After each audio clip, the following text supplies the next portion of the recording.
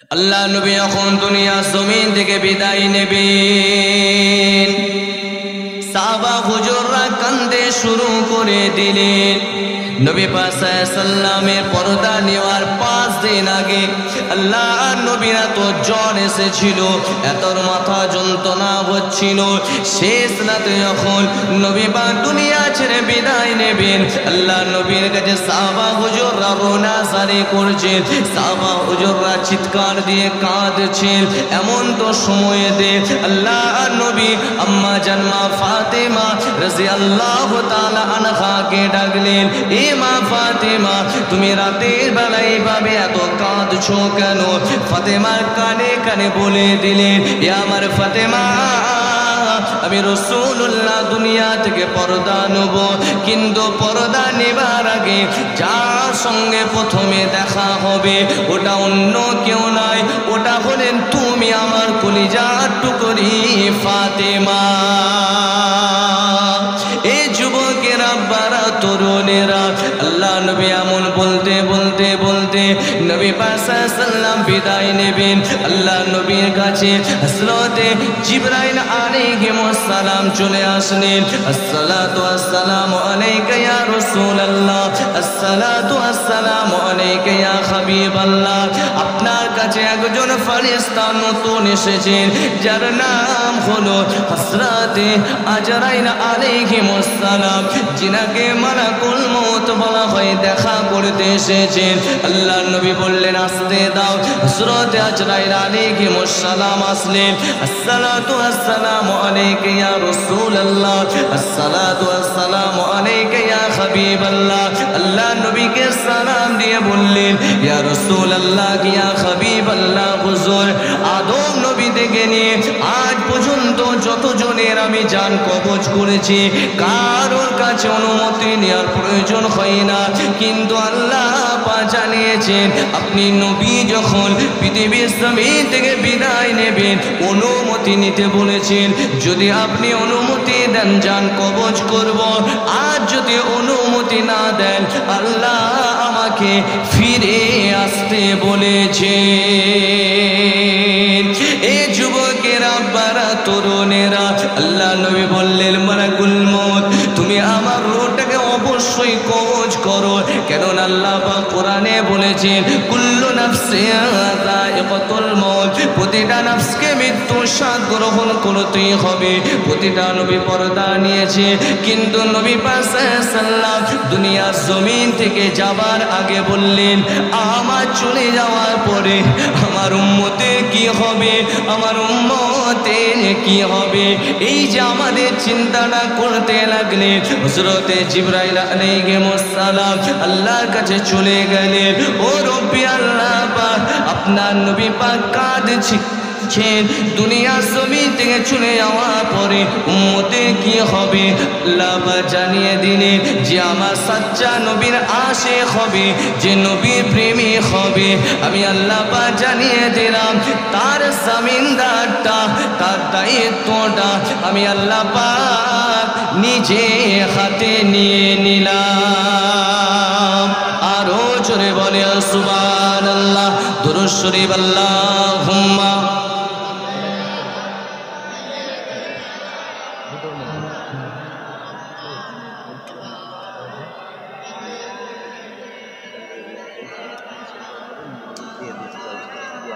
আচ্ছা ঠিক আছে, ব্যাস শুধুমাত্র এই জায়গাটা একটু হয়ে গেলে শেষ করে দেবো, অসুবিধা হচ্ছে না তো? ইনশাল্লাহ টাইমে শেষ হবে।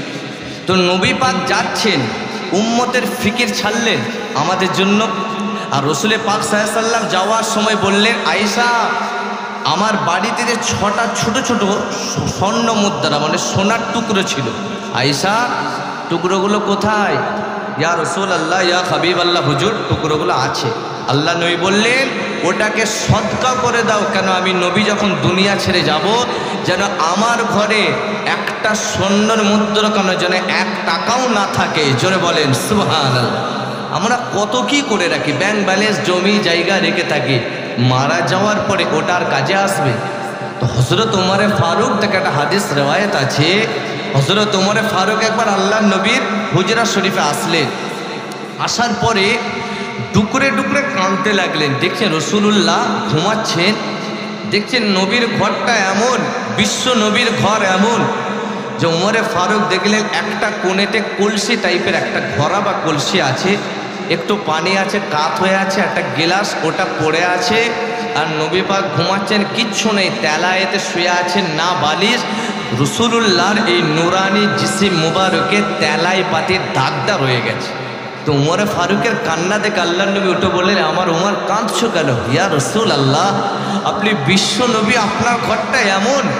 আল্লাহ নবী বলছে, উমর আমি দুনিয়াতে আরাম করতে আস না, আমি যদি চাইতাম ওহুদ পাহাড়টাকে যদি একবার বলতাম, আমার আল্লাহ বলেছিল আমার হাবিব তুমি ওহুদ পাহাড়কে যদি একবার বলো আমি আল্লাহ সোনা বানিয়ে দিতাম, কিন্তু আমি নবী জানি দুনিয়াতে এটা আমার প্রয়োজন নাই, চলে যাওয়ার পরে জান্নাতটাই হলো আসল। জোরে বলেন সুবহানাল্লাহ। এইভাবে আল্লাহ নবী দুনিয়ার জমিন থেকে বিদায় নিতে নিতে উম্মতের কথা ভাবতে শুরু করে দিলেন। নবী পাকের জামানের শেষ কথা ছিল আসসালাত আসসালাত ওমা মালাকাত আইমানুকুম, এ আমার উম্মত উম্মতানিরা নামাজ আদায় করো, নামাজ আদায় করো। এমন করে নবী পাক দুনিয়া থেকে বিদায় নিয়ে নিলেন। হযরত আবু বকর সিদ্দিক চলে আসলেন, নবী পাকের লাশ মোবারকটা রাখা আছে, সাহাবা হুজুরা চিৎকার দিয়ে কাঁদছে।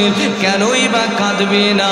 যদি আপনার আমার মায়ের লাশ রাখা থাকে আমাদের মনটা খারাপ হয় না হয়? বলেন, আমার মায়ের লাশ, আমার মাটা চলে যাবে। তাহলে মায়ের লাশ যে ছেলে হয় তার হৃদয়টা কাঁদে, যতই ঝগড়া থাক তবুও কান্না আসে না? আসে না? ছেলে মায়ের অনেক সময় ঝগড়া হয় না? হয়। তবে ছেলেদিকে বলি, কখনো মায়ের সঙ্গে জীবনে ঝগড়া করে, লাগে বইয়ের সঙ্গে ঝগড়া করে না। হুজুর ঝগড়ার কথা বলছেন, এটা মায়ের সম্মানকে বুঝাতে যাবে যে কারোর সঙ্গেই ঝগড়া করা যাবে না। কেন? নারীকে তার অধিকার, তাকে সম্মানিতা আল্লাহ নবী দিয়ে গেছেন, মায়ের পায়ের তলায় জান্নাত। কথা ঠিক না বেঠিক? জোরে বলে। অনেক স্বামী আছে বইয়ের সঙ্গে, তার নিজের স্ত্রীর সঙ্গে জানোয়ারের মতো ব্যবহার করে, তো এই স্বামীকে আল্লাহ জাহান্নামে দেবে। অনেক স্ত্রীও আছে তার স্বামীর সঙ্গে উচ্চস্বরে কথা বলে, এই নারীও জাহান্নামে। স্বামী স্ত্রী দুজনকে মিল মহব্বতে থাকতে হবে। আর মা যদি তোমাকে একটা কথা 4 বারও বলে, নবী বলছেন দোয়া ভাবো, মা বকছে দোয়া, আমার মা বলছে, আপনি মনে করো এটা দোয়া। মায়ের সামনে এটা বললে কেন? এটা যদি বলো ফালা তাকুল্লাহুমা উফ, এই উফের তাফসির ইমাম ফখরুদ্দিন রাজি রহমাতুল্লাহ আলাইহি 13টা কল বায়ান করেছে, আমি একটা বলছি, সময় নাই। বলছে হাতেতে ময়লা ধুলো নিলে শুধু ফুঁক দিলে যেমন ময়লা ধুলোটা এক ফুঁকে উড়ে যায়, জীবনে নামাজ রোজা হজ জাকাত জলসায় বসা যা আছে, মাকে যদি বলে এটা বললে কেন, সব শেষ। কথা ঠিক না বেঠিক? জোরে বলে। তো মাকে সম্মান করলে আল্লাহ মায়ের ওসিলায়, মায়ের খেদমতের ওসিলায় ওয়েস কুরনির সঙ্গে একসঙ্গে আল্লাহ জান্নাত নসিব করে দেবে। জোরে বলেন সুবহানাল্লাহ। তো নবীর লাশ রাখা আছে। আমি শুরু থেকে নবী নবী নবী এই জন্য করছি, নবী ছাড়া নাজাত নাই। নবীর লাশ মোবারক রাখা আছে, সাহাবা হুজুরা কাঁদছেন। হযরত আনাস রাদিয়াল্লাহু তাআলা আনহু দেখছেন বাইরেতে নবী পাকের একটা কসওয়া নামক উট ছিল, যেতে আমার রাসূলুল্লাহ সওয়ারি করত, সেই উটটাও দেখতে পাচ্ছে, সেই উটটাও কাঁদছে। বাপেরা, নওজোয়ান তরুণেরা, এ নবী পাকের প্রেমিকেরা, ইয়া আমার রাসূলুল্লাহ দিবানারা, আল্লাহ নবী সাহাবা হযরত আনাস ইবনে মালিক রাদিয়াল্লাহু তাআলা আনহু হুজুর আমার ভিতরে দেখলেন সমস্ত সাহাবারা কাঁদছে, বাইরেতে দেখলো কসওয়া নামক উটটা কাঁদছে। হযরত আবু বকর সিদ্দিক চলে আসলেন, আসার পরে আল্লাহ নবীর এই জায়গাটা দেখতে পেয়ে গেলেন। রাসূলুল্লাহ দুনিয়া থেকে বিদায় নিয়ে চলে গেছেন। উম্মতের জন্য ফিকির করতে করতে আল্লাহ নবী দুটো সুর মোবারক গুলো এই কালেতে গড়িয়ে গেছে। হযরত আবু বকর সিদ্দিক নিয়ে মুখেতে মেখে নিয়ে বললেন, ইয়া রাসূলুল্লাহ, ইয়া হাবিবাল্লাহ, হুজুর যেমন আপনার চেহারাটা দুনিয়ার জমিনের নূরের মতো চমকাতো, আপনি বিদায় নেওয়ার পরে চেহারাটাকে যেন আল্লাহ পাক আরো চমকে দিয়েছে। আবু বকর সিদ্দিক আরো বলতে লাগলেন, ইয়া রাসূলুল্লাহ, ইয়া হাবিবাল্লাহ, আপনি নিজের মসজিদে যাচ্ছেন। 3 নম্বর আবু বকর সিদ্দিক বলেছিলেন, ইয়া রাসূলুল্লাহ, ইয়া হাবিবাল্লাহ, হুজুর আপনি তো কাঁদতে মানা করেছেন, যদি আপনি কাঁদার কথা বলতেন তাহলে আমাদের হৃদয়গুলো ফাটিয়ে দিয়ে কেঁদে নিতাম, কেননা আপনি তো মানা করেছেন কেউ যখন ইন্তেকাল করে যাবে তার পাশেতে বসে বসে বেশি জোরে কাঁদা যাবে না, এই জন্য আমরা কাঁদছি না। শেষবারে বলেছিলেন, ইয়া রাসূলুল্লাহ, ইয়া হাবিবাল্লাহ, হুজুর হাসরের ময়দানে আপনি যেন আমাদিকে ভুলে যাবেন না। নবী দুনিয়াতেও যাচ্ছেন উম্মতের ফিকির, তেনা রওজা শরীফে উম্মত করছেন, আর হাসরের ময়দানেও কার ডাঙ্কা বাজবে? मेरा अल्लाह ने सब कुछ बनाया, ज़मीन बनाया, आसमान बनाया, सब कुछ बनाया, मगर मेरा अल्लाह ने मेरा नबी का क़ासिम बनाया। सब कुछ बनाने का मालिक मेरा अल्लाह ने, मगर बांटने का पावर मेरा अल्लाह ने मेरा नबी को आता फरमाया है। जोरे बोलें सुभान। अरे मानुष যদি একটা সুন্দর ঘর বানায়, ওই ঘরটা বানিয়ে চাবিকাঠিটা আমাকে দেবে, হুজুর ঘরটা বানালাম আপনি থাকবেন, দেবে কেউ? এমন বোকা আছে? কিন্তু আমার আল্লাহ অত বড় সুন্দর জান্নাত বানিয়ে বলছে, হাবিব এই জান্নাতটা আমি আল্লাহ বানালাম, এতে আসতে গেলে নবীর শাফাত, তোমার শাফাত, তুমি যাকে শাফাত করবে আমি আল্লাহ তাকে জান্নাতে দেবো। জোরে বলেন সুবহান। তা ময়দানে মহাশরে কারোর ডাঙ্কা বাজবে না, আমাদের নবী ডাঙ্কা বাজবে। কারণ ওয়ায়াকুলু আদম সফিয়ুল্লাহ ইয়াউমাল কিয়ামাতি ইয়া রব্বি নাফসি ইয়া রব্বি নাফসি, ويقول نوح نجي الله يوم القيامة يا ربي نفسي يا ربي نفسي، ويقول إبراهيم خليل الله يوم القيامة يا ربي نفسي يا ربي نفسي، ويقول إسماعيل ذبيح الله يوم القيامة يا ربي نفسي يا ربي نفسي، ويقول داود خليفة الله يوم القيامة يا ربي نفسي يا ربي نفسي، ويقول سليمان صاحب المملكة يوم القيامة يا ربي نفسي يا ربي نفسي، ويقول موسى كليم الله يوم القيامة يا ربي نفسي يا ربي نفسي، ويقول عيسى روح الله يوم القيامة يا ربي نفسي يا ربي نفسي، ويقول رسولنا وهادينا وشفيعنا وسيدنا ومحمد صلى الله عليه وسلم يوم القيامة يا رب أمتي يا رب أمتي। জোরে বলেন না সুবহান। বুঝলেন আরবিটা কিছু বুঝলেন? সমস্ত নবীরা নাফসি নাফসি, আমার নবী বলে ইয়া রব্বি উম্মতি। যে নবীর আশিক হবে, গম ভরা দুঃখ ভরা হৃদয় নিয়ে নবী আমার বলবে ইয়া রব্বি উম্মতি, যখনই বলবে আল্লাহ চিহ্নিত করে করে করে সেই নবীর উম্মতকে নবীর সঙ্গে আল্লাহ দয়ার জান্নাত নসিব করে দেবেন। জোরে বলেন সুবহানাল্লাহ। এবার নবী আমার বিদায় নেবে। হযরত আবু বকর সিদ্দিক দেখছেন বেলালকে খুঁজছেন, বেলাল কোথায়? বেলাল কত বড় আশিক ছিলেন জানেন তো? এসব ঘটনা বললে আরও সময় লাগে। তো বেলালকে দেখছেন, বেলাল হাফসে এক সাইডে যে একভাবে কাঁদছে। হযরত আবু বকর সিদ্দিক, বেলাল ইন্নাকা মাইয়িতুন ওয়া ইন্নাকুম মাইয়িতুন ওয়া মা মুহাম্মাদুন ইল্লা রাসূল ক্বাদ খালাত মিন ক্বাবলিহি রাসূল। সবাইকে চলে যেত, বেলাল কাঁদছো কেন? বেলাল হাফসে বলছে, আবু বকর যে দিন আমাকে নবীর জন্য উমাইয়া বিন খাল মেরেছিল, জবান পুড়িয়েছিল, বুকেতে পোস্তর খণ্ড চাপিয়েছিল, আমি বেলাল সব সহ্য করেছিলাম, নবীর ইশকে ভালোবাসায় আমি কিচ্ছু মাইন্ড করিনি। কিন্তু আজকে নবী চলে যাচ্ছেন, আমাকে এত কান্না লাগছে, এত কান্না লাগছে, আমি বেলাল থাকতে পারছি না। হযরত আবু বকর সিদ্দিক জড়িয়ে ধরে বলে, বেলাল যাও, জোহরে রক্ত তুমি মদিনা মসজিদে নববী শরীফে আজান দাও। বেলাল হাবশি বলছেন, আবু বকর আমি কিভাবে আজান দেবো? যখন আমি আশহাদু আন্না মুহাম্মাদুর রাসূলুল্লাহ বলতাম নবী আমার সামনে হতো, আজকে আশহাদু আন্না মুহাম্মাদুর রাসূলুল্লাহ বলবার নবীর লাশ মোবারক থাকবে, আমি বেলাল কি করে সহ্য করব? এইভাবে বেলালে হাবশি হুজুর কাঁদছেন। তখন আবু বকর সিদ্দিক বলে, বেলাল আমার রাসূলুল্লাহ বলে গেছেন যে মুমিন আসসালাত আসসালাত, তোমাদের শেষ বাক্য নবীর জবানে ছিলেন, জবান মুবারকে নামাজ আদায় করো। তুমি যদি আজান দাও আমরা নামাজ আদায় করব, নামাজের ওসিলায় নবীও রাজি, নবী রাজি তো আল্লাহও রাজি। জোরে বলেন সুবহানাল্লাহ। নই পাস আল্লাহু আকবার, আল্লাহু আকবার। এইভাবে রাসূলুল্লাহ দুনিয়া থেকে বিদায় নিয়ে পরে এত কাঁদলেন। এবার নবীর জানাজাটা কিভাবে হবে, একদম শেষ লগ্নে নবীর জানাজা কে পড়িয়েছিল বলতে পারবে না? কেন নবীটা ইমামদের ইমাম।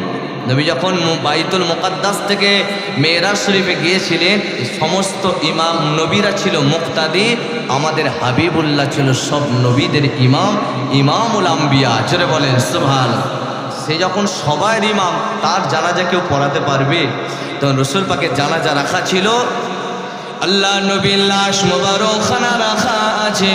প্রথমে আসমানের ফেরেশতারা এসে আল্লাহ নবীর লাশ মুবারককে সামনে রেখে একে একে একে জানাজার নামাজটা তারা পড়ে চলে গেলেন। তারপরে আল্লাহ নবীর কাছে মুহাজিরিন সাহাবারা আসলেন, তারাও জানাজার নামাজ আদায় করলেন। আনসার সাহাবারা আসলেন, তারাও জানাজার নামাজ আদায় করে নিলেন।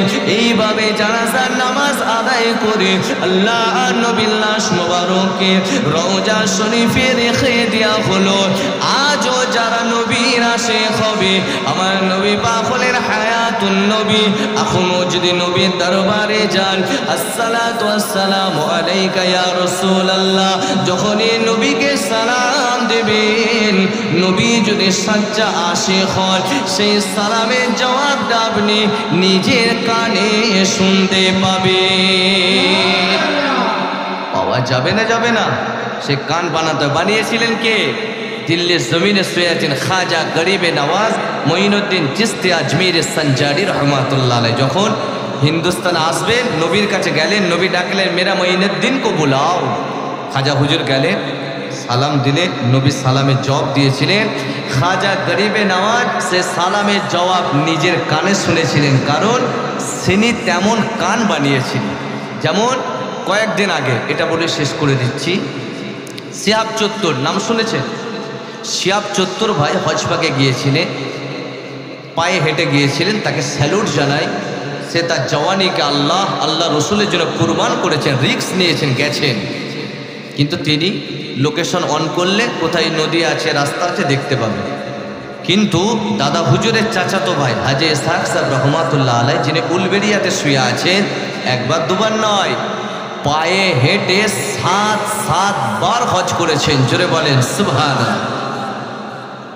যখন আল্লাহ নবীর দরবারে যেতেন, সালাম দিতেন, নবী পাক সাল্লাল্লাহু আলাইহি সাল্লাম হাজী ইসহাক সাহেব রহমাতুল্লাহ আলাইহি সালামের জবাব দিতেন। কিতাবে লিখছেন নবীর সালামের জবাবটা তিনি নিজের কানে শুনতে পেতেন। জোরে বলেন সুবহানাল্লাহ। আর তার পীর শুয়ে আছেন আমাদের ফুরফুরা জমিনে মুজাদ্দিদুজ্জামান আমিরুশ শরিয়াত দাদা হুজুর পীর কেবলা রহমাতুল্লাহ আলাইহি প্রতিষ্ঠিত সালে সওয়াব 21, 22, 23 সবাই যাবেন না? যাবেন না? যে যতই বিরোধিতা করুক, পারবে? ওলির বিরোধিতা যে করবে তাকে আল্লাহ বিছানায় ফেলে দেবে। এক পাগল কদিন আগে ফেসবুকে খুব উৎসাহ গাইছিল, আরে বাবা তুমি ওয়াজ করো না। যে মৌলানা স্টেজে উঠে গীবত গায়, আমি যদি স্টেজে উঠে অন্য একটা মৌলানা গীবত গাইছি, ওটা বলার জন্য এনেছেন না শরিয়ত শিখবো বলে এনেছি? তোর কি অসুবিধা হচ্ছে? আমার দাদা হুজুরের মাজারে লাখ লাখ মানুষ জিয়ারত করছে, আপনার ফেটে গেলে তার কোনো যায় আসে? কেন? যত হাক্কানি হলো, শুধু দাদা হুজুর বলে নয়, যত হাক্কানি ওলি আছে আল্লাহ মানতে বলেছেন, আতিউল্লাহ ওয়া আতিউর রাসূল ওয়া উলিল আমরি মিনকুম। উলিল আমরটাই হলো পৃথিবীর জমিনে যত হাক্কানি ওলি আছে তাদিকে ভালোবাসাটা আল্লাহ বাঁচতে বলেছেন। জোরে বলেন। এবার রইল কথা শিরকি কাজ। হুজুর বলছিলে আমার পূর্বে, ওটা করব না। ওলি মানা কাকে বলে? ওলি ওসিলা হে, ওলি জরিয়া হে। মানে কি? ওনার কাছে গেলে উনি নবীর পথ দেখাবে। ইহদিনাস সিরাতাল মুস্তাকিম। কুচি হালাল খেও না বাবা, হালাল খাও। পিননগর হুজুরের কাছে গেলে কি বলতো? একজন যে বলে হুজুর দোয়া করছে কবুল হয়ে যায়। কুচি তুই তো হারাম হয়ে লিপ্ত আছিস, তোর ঘরে লোন ঢুকে গেছে, তোর ঘরে বন্ধনের লোন, সমিতির লোনগুলো নিয়ে বসে আছিস বাপ, ওই লোন নিয়ে বাজার করে এলে খেয়ে দোয়া চাইলে হবে? যা হালাল গেসা খা, হালালটা খা, দোয়া চা, আসমান চিরে আল্লাহ কবুল করবে। জোরে বলে। এইগুলো আমাদের ঢুকেছে না? ঢুকে। বন্ধন সমিতি কেন নিচ্ছে আপনি জানেন? এই সমিতির সঙ্গে যুক্ত থেকে আপনি রমজান মাসে ভালো ফল পাকাটি লোনের টাকা দিয়ে কিনে এনে খেয়ে আল্লাহ সারাদিন রোজা রাখলাম, আল্লাহ আল্লাহ কবুল করে নেন। শয়তানও হাসবে, বলবে তুই যে কত বড়, তোতে আমার থেকেও বড় শয়তান, তুই হারামের টাকায় নিয়ে এসে বলছিস। এইগুলো থেকে নিজে থেকে বাঁচতে হবে। নিয়েছেন শোধ করে দেন আস্তে আস্তে, না হুজুর বলে গেল আস্তে আস্তে আপনি মিটিয়ে দেবেন, কে খুশি হবে? গোনা তো আমরাই করি, আমরা কি ফারিস্তা নাকি? আস্তাগফিরুল্লাহ, গোনা আমাদের দ্বারাতেই হবে, আল্লাহর কাছে মাফ চেয়ে নিতে হবে। বললাম বলে রাগ করলে আমি এটা আরও ডিপলি বলতে পারতাম, ব্যথা নয়, এটা আমাদের ভুল হচ্ছে কোথায়। আপনি জানেন না ইজরাইল্লাহ আপনাকে বড় প্ল্যান করেছে যে ওদিকে মা বোনগুলোকে আগে বেপর্দা করতে হবে। তাহলে করতে গেলে প্রসেস কি? মালের লোভ দেখাও। আর ইসাফিন না মুসাফির সবচেয়ে বড় কোন পীর? পয়সা পীর। তাহলে খুন মারো, টোপ ফেলো, বব অবশ্যই আসবে, পয়রা আসবে, মালো, পয়সা ফেঁকো, 10,000 টাকা লোন দিলাম, আপনি কিচ্ছু দিতে হবে না, 12,000 টাকা, 2,000 টাকা ইন্টারেস্ট। এই যে 2,000 ইন্টারেস্টটা 10,000-এ ঢুকে গেল। ইমান আপনি যেগুলো নামাজ পড়েছেন, রোজা রেখেছেন, হবে না এ কথা আমি বলতে পারবো না, তবে সেটা কমজোর হয়ে যাবে। যারা এগুলোতে লিপ্ত আছেন এখান থেকে বাঁচার চেষ্টা করবেন, আল্লাহ যেন আমাদেরকে হেফাজত করে। জোরে বলেন আল্লাহুম্মা আমিন। সামনে রমজান মাস আসছে, 1 মাস রোজা রাখবেন, 5 ওয়াক্ত নামাজ এটা তো পড়তেই হবে। অনেক মুসলমান আছে নামাজ তো দূরের কথা, আজান হলে আজানের জবাবও দেয় না, এমনও মুসলমান আছে না নাই? নবী বলেছেন আখেরি জামানায় মসজিদ হবে চাক্কো চিক্কো, টাইলস লাগানো, এসি লাগানো, মাইক সিস্টেম ভালো হবে, কিন্তু ওই মসজিদ থেকে যখন মুয়াজ্জিন সাহেব আজান দেবে, আজানের জবাব দেনেওয়ালা মুসলমান খুঁজে পাওয়া যাবে না। কথা ঠিক না বেটি? অনেক মুসলমান আছে আজানের জবাবটাও দেয়নি। তাই একেবারে ওয়াজের শেষের দিকে আজানের জবাবটা শিখিয়ে যাচ্ছি। অনেক আলোচনা হলো, আপনি কতটা বুঝেছেন জানি না, কিন্তু 100 বার করে কালেমা শরীফ পড়বেন, বলেছি কি বলিনি? 4টে আমল করে ঘুমাবেন, তারপরে আজানের জবাবটা দেবেন। যখন মুয়াজ্জিন সাহেব আজান দেবেন, আল্লাহু আকবার,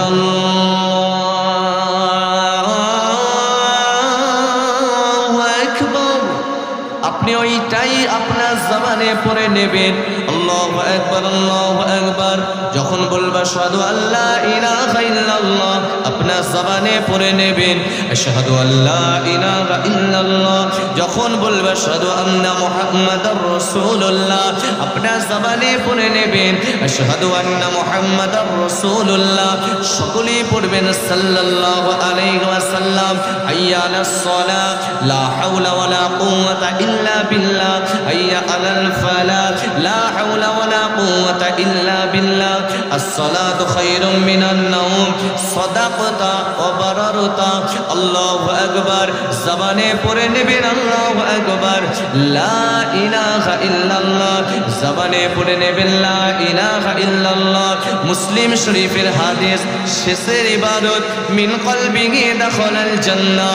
যে আল্লাহর বান্দা বান্দিটা 5 ওয়াক্ত আজানের জবাব দেবেন, ওর ওসিলায় কাল কিয়ামতে নামাজ, রোজা, হজ, যাকাত যদি আল্লাহর অপছন্দ হয়, এই আজানের জবাবের ওসিলায় আল্লাহ পাক জান্নাত নসিব করে দেবেন।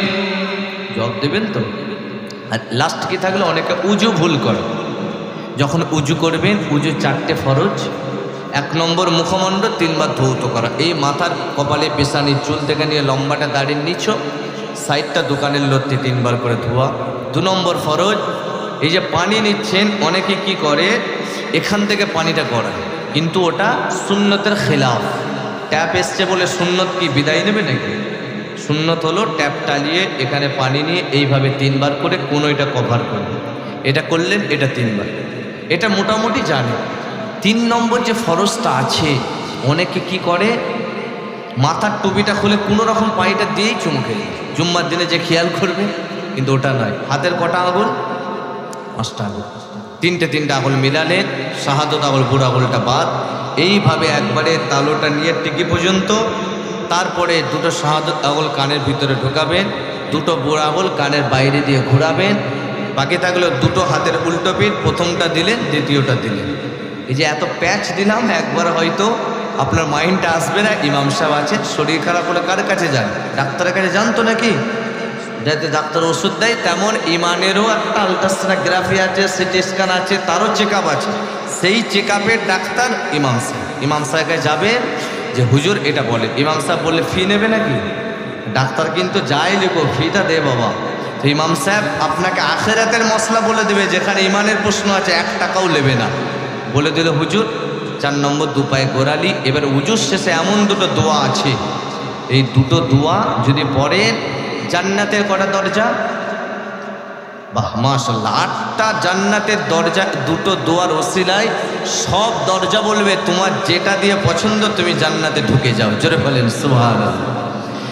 1 নম্বর ওযুর শেষে দোয়া শাদু আল্লাহ ইলাহা ইল্লাল্লাহু ওয়াহদাহু লা শারীকা লাহু ওয়া আশহাদু আন্না মুহাম্মাদান আবদুহু ওয়া রাসূলুহু। দ্বিতীয় পড়বেন আল্লাহুম্মা জাআলনি মিনাত তাওয়াবিনা ওয়াজআলনি মিনাল মুতাতাহিরিন। ওযুটা এইভাবে ভালো করে আদায় করে এই দুটো দোয়া যে পড়বে 8টা রহমতে জান্নাতের দরজাকে আল্লাহ পাক খুলে দেবে। বাহ, ওয়াজ শেষ। কিছু কিছু শিখলেন। 1 সপ্তাহ করে কালেমা, 4টে আমল, আজারের জব আর উজুর দোয়া, এটা আজকে আপনাদেরকে শিখালাম। আল্লাহ কোনোদিন আনলে ইনশাল্লাহ আরও অনেক কিছু শিখতে পারবেন। হুজুর দাউদের রাস্তা ক্লিয়ার করেছেন, না না, আল্লাহ যদি আনে, দেখুন আপনি করলেই যে আসতে পারে এর কথা নয়, আল্লাহ রাজি থাকলে তবে আসা যায়। আর যুবক ভাইয়েরা, তোমাদের জন্য 2 মিনিট একটা নসিহত। প্যান্ট জামাটা বাবা একটু ভালো রকম পরবে, পোশাকটা ঠিকঠাক পরতে হবে। যেমন এখন পোশাক বেরিয়েছে ছিঁড়া, চুলো কাটছে যে পাখিতে পেদে দিলে যেমন সব সামনে হয়ে যায় সাদা নীল টাইপের, ওরকম টাইপের কালার চলছে। আচ্ছা আপনি বলেন, আগে একটা পরিবেশ ছিল যে প্যান্ট ছিঁড়ে গেলে মুরব্বীরা বলতো কি রে তোর মা সেলাই করে দেয়নি। এখন ছিঁড়া প্যান্ট মানে শোরুমে যে 2000, 2500, 1500 টাকা দিয়ে কিনে আনছে, নাকি খুলে দেখা যাচ্ছে এটা ছিঁড়া এখানে ছিঁড়া। এবার বলেন, আপনার কাছে একটুখানি আপনার পাছাটা দেখা যাবে, হাঁটুটা দেখা যাবে, এটা ফ্যাশন। ভাষা খারাপ নেবেন না, এসব এলাকায় শিয়াল কুকুর আছে না? না, আমাদের ওখানে আছে, আপনাদের আছে তো? শিয়াল আর কুকুর গায়ে জামা দেয়, গোটা গাটাই খালি গায়ে ঘুরে। তাহলে আপনার কাছে অল্প দেখানো যদি ফ্যাশন হয়, তাহলে আপনার থেকে অনেক আধুনিকতায়, অনেক ফ্যাশনে ওই অবেলা জানোয়ার কুকুর আর শিয়ালটা আছে যে গোটা গায়েই জামা দেয় না। কথা ঠিক না বেটি? যুক্তিটা কাটতে হবে, লজিকে যুক্তিতে আসুন।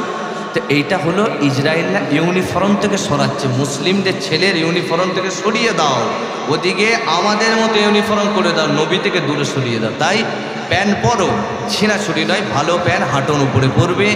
আল্লাহ পাক যেন এই পোশাক একদম নবীর স্টাইলে হওয়ার তৌফিক দান করে, পড়েন আল্লাহুম্মা আমিন। আসুন একটু দাঁড়িয়ে দাঁড়িয়ে আমার রাসূলুল্লাহকে সালাত ও সালাম পেশ করি। ইয়া নবী